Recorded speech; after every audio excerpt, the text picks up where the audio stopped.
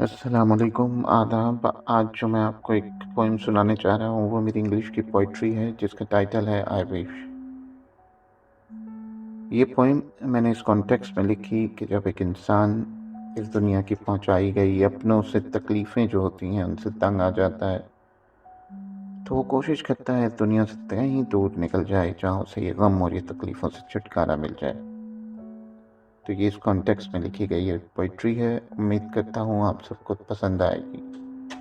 The title is I Wish. I wish I could say goodbye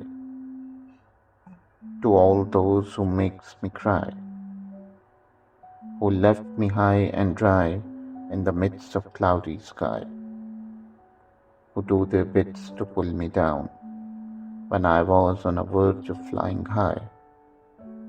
They tear me apart to make me depart. I'm still making my way up, I try. They strive to give me pain, yet with tears I never shy. But now I will leave them all, will go into dark to be never recalled.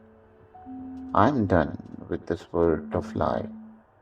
I think it's the end of my high. I wish I could say goodbye to all those who makes me cry.